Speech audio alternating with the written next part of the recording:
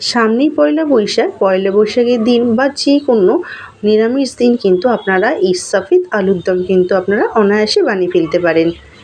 রেসিপিটি যেমন সিম্পল তেমনি কিন্তু সুস্বাদু একটি রেসিপি।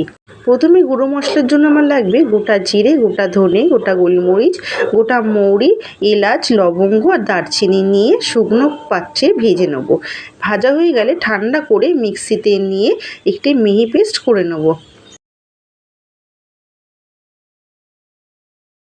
বাকি মশলার জন্য ওই মিক্সিতেই নিয়ে নেবো 5-6টা কাঁচা লঙ্কা, ভাঙা কাজু বাদাম আর আমন্ড বাদাম নিয়ে ভালো করে মিহি পেস্ট করে নেব।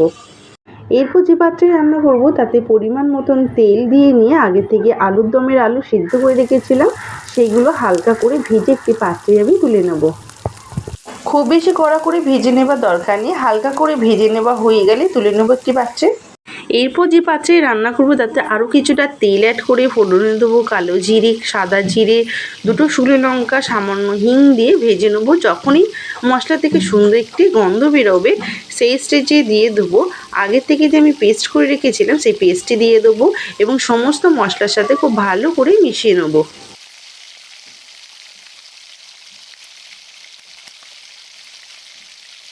সমস্ত মশলা কিন্তু বেশ ভালো করে কষিয়েও নিয়েছি আর ভালোভাবে কিন্তু তেলটাও ছেড়ে দিয়েছে, দেখতেই পাচ্ছেন। এই সময় দিয়ে দেবো মিক্সি দেওয়ার জল আর আগে থেকে ভাপিয়ে নিয়েছিলাম কড়াইশুঁটি, সেটাকেও দিয়ে খুব ভালো করে মিশিয়ে নেবো।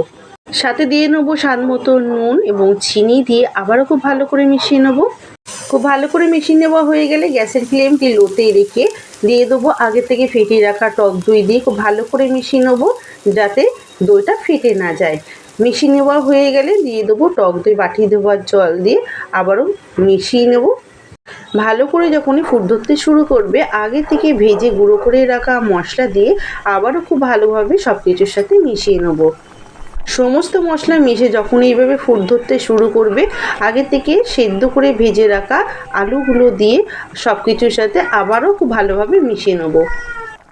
এখানে দেখে বুঝতেই পারলেন মশলা কিন্তু তেমন কিছুই লাগেনি, সামান্য নুন এবং চিনি আর সামান্য কয়েকটি উপকরণ মশলা দিয়ে কিন্তু এই রান্নাটি একদমই রেডি হয়ে যায়।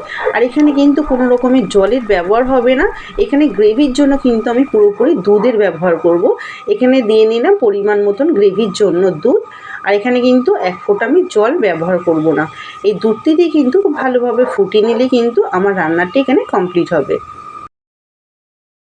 খুব ভালো করে মিশিয়ে নিয়ে আমি মিনিট 2 মতন ঢাকনা চাপা দিয়ে রাখবো।